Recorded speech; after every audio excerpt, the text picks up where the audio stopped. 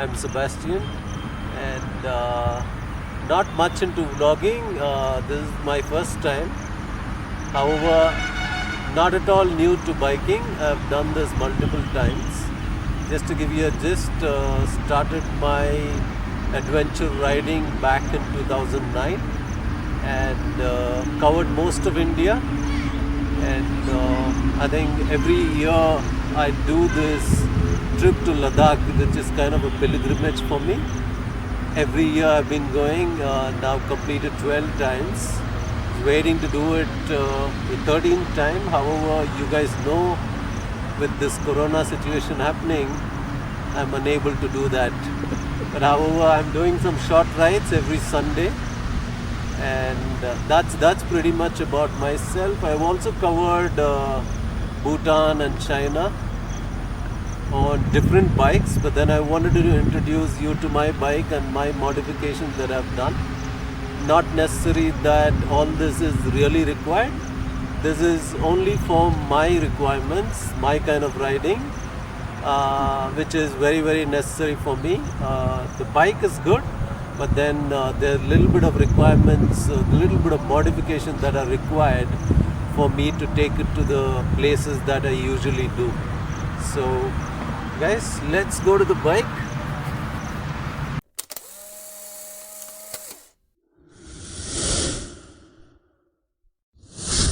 That's my Black Beauty. You guys should be wondering with its color. So this is a KTM 390 Adventure. However, on the color I love black, that's why I've wrapped it up. So I'm still yet to give this a name. You guys can tell me, please suggest a good name for this bike. Okay, moving on to the modifications, I thought I'll start from the front. Now if you guys see, let's start from the wheels. I have the sliders, just in case, if it happens to fall, just some, safety for the wheels. So those are the sliders, and moving up, I've got a headlight guard. Considering the headlight that comes on this is very costly stuff, just to ensure this doesn't break. So those are the headlight guards, and I have the aux lights. This is from Mad Dog. So I feel it is very much required because the stock light setup is not that great on KTM. So that's why I have this. Let's move on. You guys should be knowing this. These are the Barkbusters knuckle guards, one of the best in the market. The stock one which is there is good, but I feel it's not that good enough for the kind of rides that I take, more of off-roads. Right, this is super good, and some in the front now. These are basic, these are more of luxury, but then I require this, a mobile mount from Ram, in case if I'm going on a long travel, I would require this for my maps. And if you see the small switches here, this is for the aux light, the Mad Dog aux light, which is what I showed you in the front. And I also have this switch, I'll explain to you. This is the Powertronics ECU that I've installed on this bike. Coming towards the right, there's this switch. Those are aux lights. I can switch it on and show you how this works. So that's how this works, and there are a lot of patterns to this hazard lights. So every time you switch off and switch on, there's a different pattern that comes out. So this is really required when you travel long, and in case if there is heavy rain or snow, the bike, what can I say? It is more of like people get to know that there is a vehicle coming in, and it is more visible. That's how I can call it. Just one other small modification that I've done is installed a screen guard for this.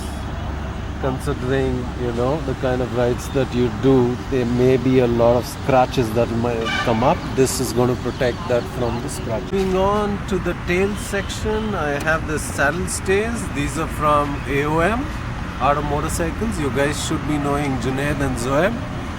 These guys are wonderful guys. These guys love their machines and they've built this very, very strong saddle stays. In fact, a person can sit on this and it's pretty sturdy.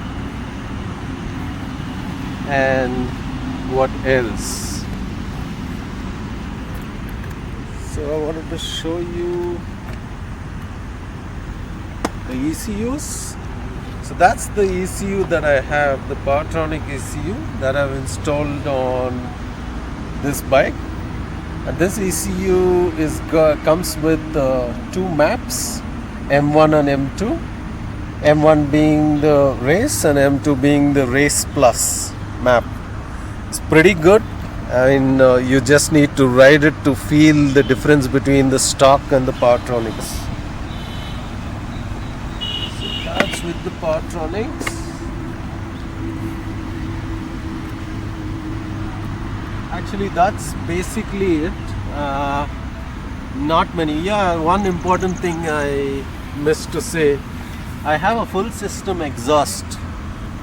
Okay, you might feel only the end can is the stock, but if you see, I have a full system exhaust. You can move on to this side.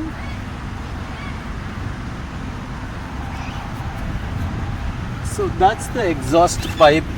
This is a pie cut exhaust done by again AOM, and in that way I've removed the muffler and the cat converter. However, I have the resonator on, and I also have the O2 sensor going into the ECU. Now if you see, this is saved me almost around 8 to 10 kgs of weight on this bike. And if you see this hollow section here, that's where the muffler was. It was a huge one. I'm not sure why that is really required, but then I know because of all these Euro 6 standards with the emission norms that are there in place, they had to have this. So that's removed now. There's a full system exhaust which is there. Performance has really increased with the ECU, and these are the side stand extenders that I've installed. Now, considering the kind of rides that we do is more of off-road, and most of the place it will be sinking sand or there is a deep ascent or descent, this will really support the bike. There's a flat surface, beautifully done. This is done by Automel. There's a guy called Melvin who does this, and yes, not really required, but then if you want your chain lubings to be done, if this has to be lifted up the ground, there are swing arm spools that I've installed on both sides, wherein if you have to lift the bike, you just have to slide that stand between this and then get the lubing done. So that's again from SS Moto. Yeah. The filter. I have a K&N filter. I've removed the stock filter. Now I have a K&N filter which is built in. I've put in. Now with this and the full system exhaust, now the bike is really responsive.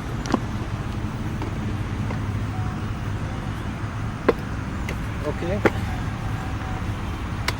I guess I keep missing. I missed to tell you about the handlebars. There's no change in the handlebars. It is stock. However, if you see, I have put in 2-inch handlebar raises. This is from a friend of mine, SS Moto from Pune. And this guy prepares various accessories. A lot of bikes that he's done multiple accessories. You might be asking, what's the silver thing here? This is currently in testing. These are the fork risers, again from AOM. and these are approximately 3.5 inch raises. However, this will give me a lift of 1.5. If you can see this bottom, that's the lift that I get, and this is now ideal for adventure riding. If you see, the stock suspensions are not adjustable. KTM does not give a adjustable suspension for India version. However, outside it's still there. And considering all those things, I can't really change the whole setup. That's why I have tried this. This is still under testing. Once it is tested thoroughly, I'll be getting this done. Again, painting that with powder coated black, and then a screw, a proper screw like the regular stock fit, right? That's something that I will do.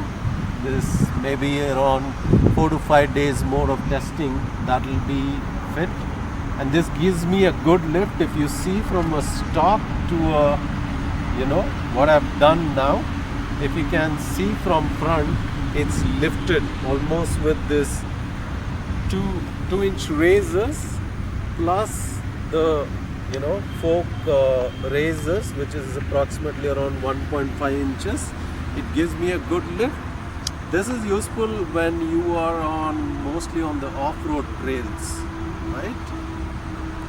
And can take jumps. Now with my height of 5'11" inches, right?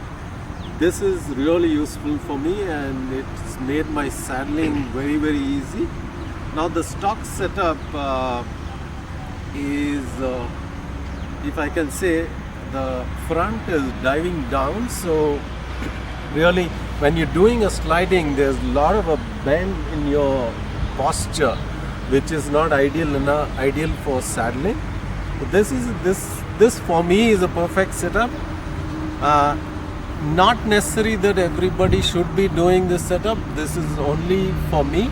The kind of requirements that I have, I've got this done. I thought I'll share this with you guys in case any one of you is interested in any of this mod. You can still get it done. So that's basically it, and I can also show you short clip on how the saddling looks like with the new mods that I have. So I think that's pretty much, guys. The only thing missing for me right now is the windshield. The stock windshield, still at more than 80 kilometers per hour, gives me a lot of wind blasts. So I need at least, I think, 1 to 1.5, a longer one, which is going to avoid all the wind blasts. That's the only thing missing. Otherwise, full system exhaust. Do you also want to hear how the sound feels like? Here you go.